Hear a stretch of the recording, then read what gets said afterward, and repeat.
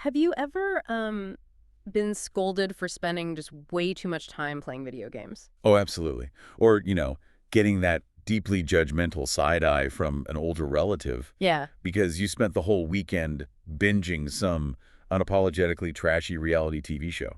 Right. I mean, it's practically a universal experience at this point. Yeah, the older generation looks at whatever the younger generation is doing for fun Hmm. and declares, usually with this terrifying certainty, that it's going to completely rot their brains. Exactly. And I always wonder if my parents got the exact same lecture about whatever they were doing back in the 1980s. But looking at the sources we have for today's deep dive, it turns out this whole generational clash over trashy media is, well, it's nothing new at all. No, it really isn't. In fact, one of our sources, The Guardian, specifically called today's topic, Britain's first taste of mass-produced popular culture for the young. Yeah, they even went so far as to call it the Victorian equivalent of video games, which I love. Which is such a fascinating comparison because, we tend to think of the Victorian era as this incredibly buttoned up, prudish, highly moral time period. Oh, totally. Top hats and corsets and strict rules. Right. But beneath that surface, there was this massive 19th century British publishing phenomenon known as penny dreadfuls, or, depending on who you ask back then, penny bloods, penny horribles, or penny awfuls.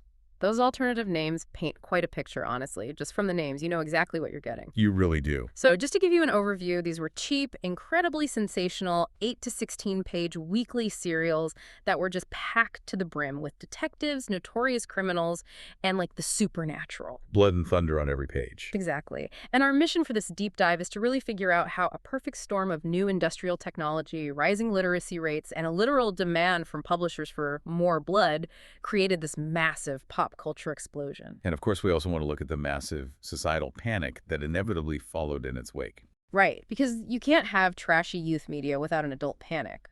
But to understand how something like the penny dreadful takes over an entire culture, we kind of have to look at the environment that allowed it to grow, right? Yeah, because a massive shift in media consumption doesn't just happen in a vacuum. It usually evolves from whatever entertained the masses previously. And in this case, looking through the sources, it evolved from something much darker. Yes, a much more tangible form of public entertainment, which was the public execution. Okay, I have to admit, when I was looking through the notes, that leap from attending public hangings in the town square to reading a fictional booklet in your living room, it didn't initially make sense to me. Seems like a jump, sure. Yeah, but the research points to this weird middle ground item called crime broadsides popping up in the 18th and 19th centuries. And I kind of read it as, were these basically just the Victorian equivalent of buying a concert t-shirt, but for an execution? Honestly, that is a remarkably accurate way to think about it. They were the earliest form of true crime merchandise. Wow. Merchandise for a hanging. Exactly. A broadside was basically just a single sheet of paper, commonly sold right there in the jostling crowd at a public hanging. There were actual printers in London who specialized entirely in this morbid market, just churning these out by the thousands. And the physical descriptions of these broadsides are wild. It sounds like they were produced as cheaply and quickly as humanly possible. Oh, quality was not the priority. Right, you'd get this really crude woodcut illustration at the top. Sometimes it was a portrait of the criminal or a depiction of the crime. But wait, often it was just a generic, reusable woodcut of a hanging. Right. Yeah, the printer would just stamp the exact same hanging scene onto every single broadside, regardless of who was actually on the scaffold that day. Cost-effective printing at its finest. Just recycle the block. Exactly. And alongside that visual, you would get a written account of the trial, the grisly details of the crime, and very often the criminal's supposed confession of guilt. Which was probably made up, right? Oh, frequently entirely fabricated by the printer just to sell more copies.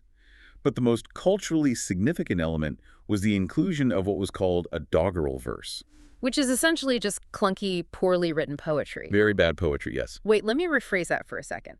Why on earth would you include bad poetry on a sheet detailing a gruesome murder? Well, it served a very specific psychological purpose for the reader. The verse was usually this rhyming warning, basically saying, do not follow this executed person's example, avoid their dark fate, learn from this tragedy. So it's a loophole. Exactly. It allowed the reader to indulge in the darkest, bloodiest details of a crime, but still feels socially respectable about it because the paper concluded with a moral lesson. So it was sensationalism wrapped up in a thin, plausible veil of morality. I'm not morbid, I'm just learning a lesson. Precisely. So the appetite for crime and punishment was already entirely baked into the culture. People were hungry for it. But then the 19th century rolls in, and the underlying mechanics of society completely change with the Industrial Revolution. Right. Industrialization acts as the ultimate catalyst here. You have the rise of factory labor, which pulls massive populations out of the countryside and packs them into tight urban centers like London. So suddenly you have this massive working class living elbow to elbow. Yes, and working incredibly monotonous, grueling factory shifts. I mean, 12, 14 hours a day. They desperately needed an escape from the gray reality of their daily lives. That makes total sense. And furthermore, because of this wage labor system, they suddenly had a tiny, tiny bit of disposable income to spend on leisure, which they never had before. And the technology to serve that massive packed-in audience was arriving at the exact same time. The sources highlight the railway specifically. Well, the railway changes everything. Right, because the first public railway, the Stockton and Darlington Railway, opens in 1825. So if you are a printer in London, you don't just have to rely on the people walking past your shop anymore. No, you have a physical network to shoot thousands of copies of cheap literature across the entire country in a matter of hours. It fundamentally shifted reading into a recognized national leisure industry. And we should clarify, serialized novels did exist before this, right? Yes, absolutely. Authors like Charles Dickens were publishing massive hits in serial parts. But the economics of a Dickens novel were completely out of reach for a factory worker. Entirely. The sources note that a serialized part of a Dickens novel costs a shilling. That is 12 pennies. If you are barely scraping by, you are not spending a shilling on literature. You literally can't afford to. Right, but a penny dreadful cost, exactly what its name suggests, 1 penny. It is so much like looking at the modern media landscape where an expensive premium cable package is suddenly undercut by a $5 streaming service. It just completely democratizes access. That is a perfect analogy. And that price point changed the demographics of reading almost overnight. Suddenly, working-class kids could afford to read. But a penny only buys so much, right? The publishers had to make it work financially. Yeah, the very first penny serials popped up around 1836 to meet this new demand. And initially, publishers didn't want to pay authors to write new material.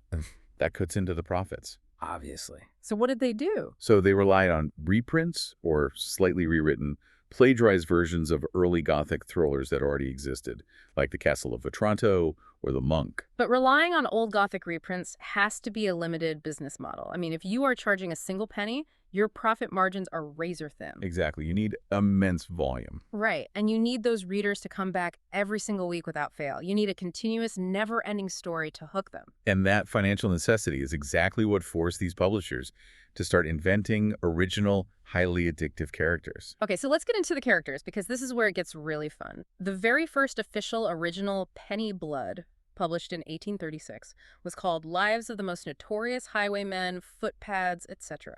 Catchy title, right? And it ran for over 60 issues. Every week, a working-class reader would hand over their penny and receive 8 pages of tightly packed text and 1/2-page illustration. And that strategy clearly worked because the characters that emerged from this scramble for weekly content are absolutely iconic, even today. They really are foundational to modern genre fiction. First up in the sources is Varney the Vampire. This serial ran from 1845 to 1847. And the cover illustration in our notes for Varney the Vampire, or the Feast of Blood, it shows this terrifying skeletal vampire with massive bat wings in the background. Very dramatic. Yeah, he's standing over a swooning woman in a graveyard. But there's a really specific detail about Varney that shocked me. Oh, the teeth. The legacy of Sir Francis Varney and the horror genre cannot be overstated. When we think of vampires today, there are certain physical traits we assume have just always existed in folklore. Like the fangs. Right. But Varney was actually the very first story to introduce the concept of a vampire having sharpened, elongated teeth. It is so strange to imagine a time when vampires just had normal, flat human teeth. It's not nearly as scary, is it? Not at all. It entirely shifts the monster from being a sort of generic undead ghoul to a very specific predatory beast. It's brilliant. It really is. And then, of course, you have Sweeney Todd, the demon barber of Fleet Street. Okay, I knew the musical and the movie, obviously, but I had absolutely no idea he originated as a penny dreadful villain. He did. But what's funny is the publishers disguised his debut under a surprisingly mundane title. Sweeney Todd was first introduced in an 1846 serial called The String of Pearls, a domestic romance. Okay, calling a story about a barber who slits his clients' throats and bakes them into meat pies a domestic romance is some incredibly dark, false advertising. It really is. But it shows how experimental these publishers were getting. They were mashing up relatable working-class domestic settings, like a local barbershop or a pie shop, with absolute terror. They brought the horror out of the distant, ancient Gothic castles and dropped it right onto the gritty streets of London where their readers actually lived. Exactly. It made it visceral for the audience. But they didn't just invent supernatural monsters or serial killers. They also heavily romanticized real-life criminals. Which brings us to the highwayman. Dick Turpin was a real-life English highwayman, essentially an armed robber on horseback. But the Penny Dreadfuls turned him into this legendary anti-establishment hero. Yeah, there was a massively popular serial called Black Bess, or The Night of the Road. The cover art from around 1860 shows Turpin on his black horse, jumping over a mail coach with his pistol drawn. It looks exactly like a modern action movie poster. Total adrenaline rush for the reader. But the mechanics of how this story was published are baffling to me. The sheer volume of Black Bess is staggering. It continued for 254 episodes. It ended up being well over 2,000 pages long. The sources mention that Dick Turpin isn't actually executed until page 2,207. How do you possibly keep a character dodging the law for over 2,000 pages? With a lot of very repetitive, narrow escapes. It feels exactly like modern television networks unnecessarily stretching out a successful show season after season, right? Just throwing in ridiculous amnesia plot lines or secret evil twins simply to keep the syndication money rolling in. That is precisely the mechanism at work. The authors were paid by the line, or by the page. The publishers were making money every week the serial continued, so there was zero financial incentive to ever resolve the plot. Just keep him writing. Exactly. As long as the working class kept handing over their pennies, Yeah. Dick Turpin kept escaping by the skin of his teeth. Ah. And the appeal of a highwayman to a factory worker is quite clear. Oh, because the highwayman represents freedom. If you are stuck working 14 hours a day in a textile mill, a character who lives outside the law, rides a fast horse, and robs from the wealthy establishment is the ultimate wish fulfillment. And perhaps the most fascinating example of these publishers tapping into the psychology of the working class was how they blurred reality and fiction with a character known as Spring-Heeled Jack. Yes. I saw the descriptions of him in the sources. A frightful appearance, clawed hands, eyes that resembled red balls of fire. Was this something a writer completely invented to sell copies? That is where the lines get really blurry.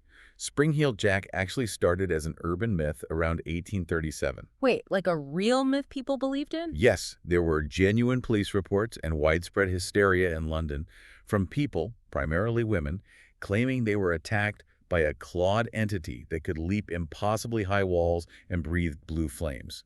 He was supposedly a real terror in the streets. Oh, wow. And the Penny Dreadful publishers immediately recognized free marketing when they saw it. Of course they did. They took this real-world panic and instantly turned it into serialized fiction. We have a cover from a much later 1904 serial literally called Spring-Heeled Jack, A Midnight Mystery. Yeah, the illustration on that one is incredible. The illustration shows him bounding midair right over a galloping horse while a man shoots at him.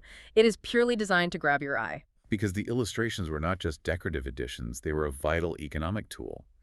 Because these booklets were sold at newsstands, the cover illustration had to act as a physical hook. Right, it had to convince someone to part with their hard-earned penny before they had read a single word of the story. Exactly. There is a quote in our sources from an actual reader back then that perfectly captures this marketing psychology. Oh, I have that quote right here. He said, "You sees an engraving of a man hung up, burning over a fire, and some would go mad if they couldn't learn all about him." See? The publishers knew exactly what they were doing. The visual of violence sold the text. One publisher even made his editorial mandate incredibly clear, telling his illustrators to provide more blood, much more blood. More blood. But whenever a society combines cheap, easily accessible media, highly violent and anti-establishment content, and a primary audience of young working-class men and boys. A massive societal backlash is entirely inevitable. Exactly. But before we look at the adults panicking, we have to talk about the sheer desperation of the audience to get their hands on these stories. Oh, their resourcefulness was amazing. Because a penny might be cheap compared to a Dickens novel, but for a working-class boy in the 1850s, a penny a week was still a serious expense. Right. So they created their own economic systems, right? They really did. They formed reading clubs, pooling their meager funds to buy a single flimsy booklet, and then carefully passed it around from reader to reader until the paper practically disintegrated. It's so funny. And some of the more entrepreneurial children would collect several consecutive parts, bind them together, and literally rent the volume out to their peers for a fraction of a penny. I love that. It is the 19th century equivalent of kids in the 90s all pooling their allowances to buy one expensive video game cartridge to share. Or, modern friends splitting a Netflix password across 5 households. Youth culture always finds a loophole around the cost of entertainment. Always. And the publishers were just as resourceful as the kids, though significantly more shameless. Oh, the plagiarism. Yes. If they ran out of Gothic thrillers to reprint or highwaymen to romanticize, they just turned to blatant plagiarism of the upper-class literature. The publisher Edward Lloyd was the absolute master of this. Yeah. He looked at Charles Dickens writing his expensive 1-shilling masterpieces and simply ripped him off for the 1-penny crowd. He had zero shame about it. None. He published hugely successful, cheap serials with titles like Oliver Twist and Nicholas Nickelberry. He literally just changed 1 or 2 letters to create a legal loophole. It was brazen, but it completely worked. By the 1860s and 70s, the circulation of these periodicals had skyrocketed into the millions per week. Millions? That's insane. And that massive visible popularity among the youth is what finally forced the adult upper-class world to take notice. The widespread consumption of this sensationalist literature actively contributed to a growing, generalized fear of crime and moral decay in mid-Victorian Britain. We are talking about literal magistrates' judges in courtrooms blaming penny dreadfuls for juvenile delinquency. They were convinced it was a direct pipeline to crime. Yeah, they were going on the record claiming that boys would read these booklets, become violently inspired, rob their employers' cash registers to buy revolvers, and then run away from home to install themselves in the back streets as modern-day highwaymen. Which is such a highly convenient scapegoat. Right. Because the rapid urbanization of the Industrial Revolution had created severe poverty, overcrowding, and a total lack of social safety nets, which naturally leads to an increase in street crime. But it is much easier for a magistrate to blame a fictional story about a vampire than to address the systemic societal failures creating the poverty in the first place. Exactly. Blame the cheap booklet, not the factory conditions. But reading the magistrate's quotes, I keep wondering, was there any truth to it? Did exposure to a booklet about Sweeney Todd actually turn working-class kids into criminals? Or was this entirely a case of adult hysteria over a new medium they simply didn't consume? The evidence overwhelmingly points to the latter. It was just hysteria. Our sources note that while the serial novels were undeniably overdramatic and violent, they were generally harmless escapism. Okay, so they weren't building an army of teenage highwaymen. No, not at all. In fact, if you look at the macro level, the most significant historical impact of the penny dreadful was that it accidentally created an increasingly literate youth demographic during the industrial period. Oh, wow. Yeah, it made the difficult act of learning to read highly rewarding and accessible for a demographic that traditional schools and expensive literature had completely shut out. It makes perfect sense. If you want a tired, overworked factory kid to practice reading, you don't hand them a dry, dense essay on Victorian morality. Yeah, they fall asleep. Right. You hand them a story about a fire-breathing demon jumping over a carriage, and suddenly they are highly motivated to understand the text. Precisely. It was a massive literacy booster. But the moral panic was very real, even if the danger wasn't.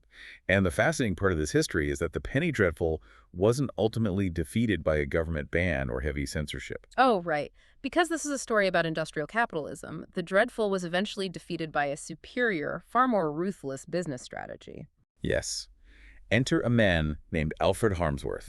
Right, so in the 1890s, Harmsworth looks at this landscape. He sees millions of kids eagerly buying penny dreadfuls, and he sees an entire establishment of parents, teachers, and judges absolutely panicking about it. And instead of joining the panic, he sees a market opportunity. He decides to launch his own competing story papers, starting with the Halfpenny Marvel in 1893.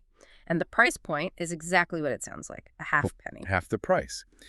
The mechanics of Harmsworth's strategy are brilliant because he leveraged the moral panic to secure his distribution. He publicly claimed he was motivated by a strong sense of moral duty. Oh, of course he did. Yeah, he stated he was launching these new papers specifically to counter the pernicious influence of the penny dreadfuls, which he loudly agreed were making thieves of the coming generation and filling the jails. It is such a genius maneuver. He takes the absolute moral high ground, which instantly gets all the concerned parents and the respectable newsstand owners on his side, while simultaneously undercutting his competitors' prices by 50% to steal their young readers. But the economics of selling a paper for a half penny mean your profit margins are virtually non-existent. You require an astronomically high volume of sales just to break even. So what happened with his moral crusade? Well, here's the ultimate irony. At first, his halfpenny papers, like the Halfpenny Marvel and later the Union Jack, were actually filled with high-minded, wholesome moral tales, supposedly based on true, respectable experiences. I'm going to deduce that the kids who were used to reading about skeletal vampires and throat-slitting barbers did not rush out to buy wholesome tales of respectable experiences. They absolutely did not. High-minded morality plummeted in sales. Shocker. Right. Harmsworth quickly realized that to sustain the halfpenny model, he had to give the audience what they actually wanted. So with zero hesitation, his papers completely abandoned the moral high ground and started publishing the exact same kind of sensational blood and thunder action material as the dreadfuls they were supposedly fighting against. He essentially said, "These dreadfuls are ruining the morality of our youth. But anyway, here is my cheaper booklet about a guy getting chopped into pieces. Please buy it." Exactly. It was entirely hypocritical, and it worked flawlessly. He basically wrapped sensationalism in a brand name that adults trusted. There's a fantastic quote in our notes from A. A. Milne. Wait, the author of Winnie the Pooh? Yes, the very same. He observed this transition and summed it up perfectly. He said, Harmsworth killed the penny dreadful by the simple process of producing the halfpenny dreadfuler. The halfpenny dreadfuler. It is the perfect description. And it wasn't just Harmsworth, right? The sources mention other publishers trying to use this exact same PR tactic. Yeah, give him a whole trend.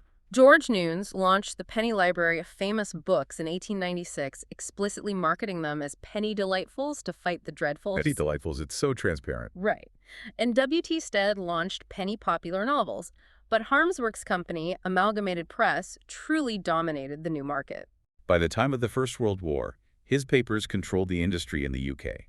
And to his credit, over time, as his monopoly secured his finances, the literary quality of Harmsworth's papers did actually begin to improve. Well, that's something, I guess. Yeah, we see editorial letters from parents actively praising him for putting the trash out of business. It shows how completely he won the public relations war, even if his early methods were identical to the rivals he destroyed. So when we look back at this massive cultural wave, what actually survived? If you go looking for an original penny dreadful today, they are incredibly rare. Not because nobody bought them, but because of their very disposability. They were not built to last. No, they were printed on terrible, cheap wood pulp paper. They were meant to be read, shoved in a pocket, passed around a factory floor, and eventually thrown away or used to light a fire. So physically, they are incredibly scarce today. But their cultural DNA is interwoven into almost all modern entertainment. How so? Well, the format of the penny dreadful directly inspired the British comics industry that began emerging in the 1870s. Harmsworth himself eventually published the Illustrated Chips comic magazine. Oh, I saw the image of that in the sources. Yeah, we have an 1896 issue showing a long-running visual comic strip of two tramps named Weary Willie and Tired Tim. And the sources note that a young Charlie Chaplin was an avid reader of Illustrated Chips. You can basically draw a direct line from the physical comedy in those sheet pages to the greatest silent film star in history. Absolutely. Then you have characters that survived the jump from penny dreadfuls to the halfpenny papers and beyond.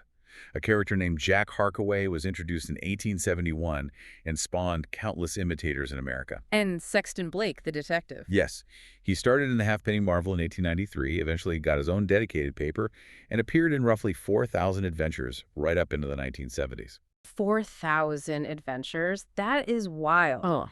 And of course, Sweeney Todd. He journeyed from a cheap 1846 booklet called The String of Pearls to a major Broadway musical by Stephen Sondheim and a massive feature film directed by Tim Burton. It's an incredible legacy. The archetypes these desperate 19th century publishers created just to keep the pennies flowing, the brilliant, flawed detective, the charismatic highwayman, the sharp-toothed supernatural predator.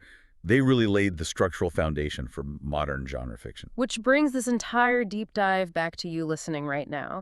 The next time you see a news segment stirring up a panic over a new social media trend or a violent new video game or whatever the current youth obsession happens to be. It happens every generation. It really does. I want you to picture those Victorian magistrates in their powdered wigs absolutely freaking out over cheap, flimsy paper booklets about spring-heeled demons. We have been in this exact cycle of panic before. Society inevitably panics whenever a new medium or technology suddenly democratizes entertainment for the young and the working class.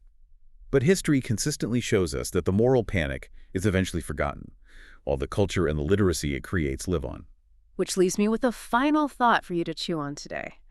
If the universally despised penny dreadfuls accidentally managed to create a highly literate, politically aware working-class youth simply by making the act of reading sensational, cheap, and communal, what piece of easily dismissed, trashy media today might actually be secretly teaching us incredibly valuable cultural skills that society won't fully understand or appreciate for another 100 years?